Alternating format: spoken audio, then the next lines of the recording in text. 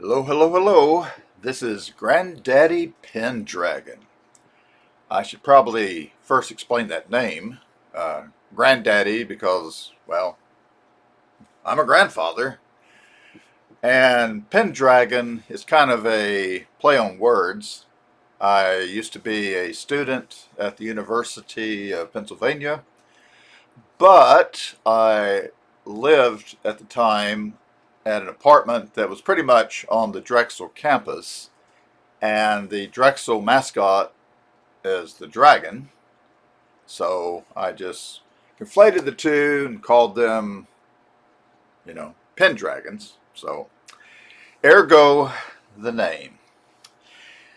On these series of videos on this channel, I plan to discuss the living dead dolls, and I want to generally look at them doll by doll. I'm not going to be doing series. Others have done that quite well. I want to look at specifically the doll. I'm not going to be looking so much at the boxes and so forth because, that's all well and good, but, a box is a box. Sometimes they change them up. They give them different colors, and sometimes they give them handles, and sometimes they go to a square display box, sometimes back to the coffin-shaped boxes. But anyway, not going to be spending a lot of time on boxes, but we will be looking at the dolls. I should mention, as I am videotaping from my lair, that I have no connection with Mesco. I don't get any of this free.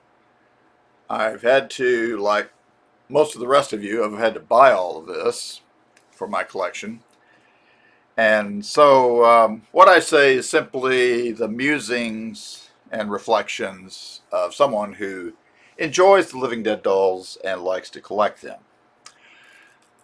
Quick story. When I was in my 40s, in 2001, I walked into a Suncoast store in our local mall. Now, Suncoast, I think, still exists, but not too many stores left, I don't think. But they had basically, it was a store that had DVDs and pop culture items, all that sort of thing. So I walk in there and I see this display, and I see these boxes with dolls in them. And I thought, oh, what is this? Now, I'm a longtime horror fan. I'm one of the monster children from the 1950s, 1960s. Meaning, I grew up loving monsters. I watched the old Universal monster movies when they would show at midnight on the local TV channel. I collected the Aurora model kits.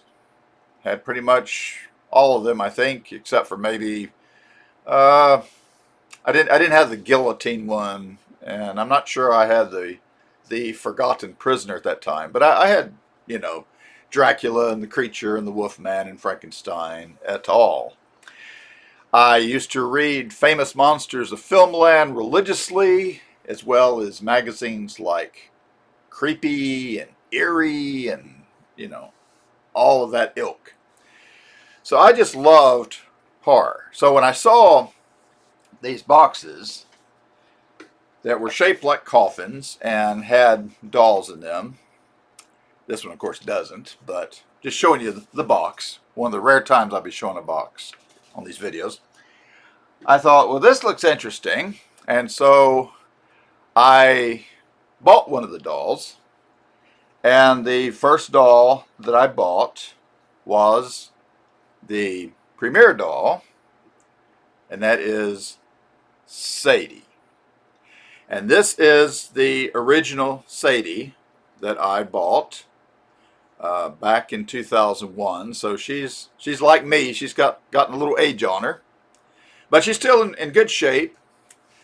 These were mass produced by Mesco, based upon handmade dolls that were made by Ed Long and Damien Glonick, who were the creators of the Living Dead dolls.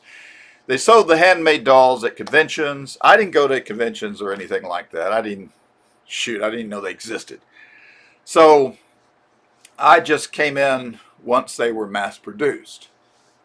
And the Sadie doll, like the dolls of Series 1, had limited articulation. I mean, you could, raise her arm up, like, hi, everybody, how are you? Please buy me. You could move her legs and so forth, and her head would go, side to side. But fairly limited. But I thought she was a very interesting looking doll, which is what drew me to her. The different colored eyes I thought was a very, very neat touch. I like the Wednesday Addams vibe in her attire. I should mention in passing that Charles Addams, the cartoonist who created the Addams family, was a Penn alumnus. And in fact, if you ever go to the Penn campus there in Philly, you can find the Charles Addams Fine Arts Building. And they have a gate that has various configurations of, Thing, doing different motions with his hands. And they have a silhouette of the Addams family by the side of the building and that sort of thing. But anyway, I liked Sadie because I thought she was kind of creepy cute. Uh, there's something, you look at her, there's something just off that makes her stand apart from your conventional doll. And so she's been in my collection, like I say, ever since 2001. I ended up buying all of Series 1, and I will go through each of those dolls and the dolls I have. I should mention that a couple of things. Number one, I don't have every doll in the Living Dead doll series. I have a bunch. I have a whole bunch of those things. But I'm not a completist. I don't have all of every series. To be honest, some dolls didn't do much for me. I just kind of went, I'll pass on this one. So I had to have some interest in the doll, or had to like it enough, of course, to splurge the bucks to buy it. Also, I'm not one of those that keeps their dolls in the box sealed like some do. Now, if you do that, that's great. More power to you. And usually people who do that do so because they know that eventually they're going to sell the doll and they'll get more for them, because sealed dolls typically bring in a greater price than unsealed dolls. But that's not me. I like to be able to look at the doll and look at its accessories. In Sadie's case, she had I don't have all the accessories here before me, but she had, the little coffin purse and the knife and the little, rose bouquet.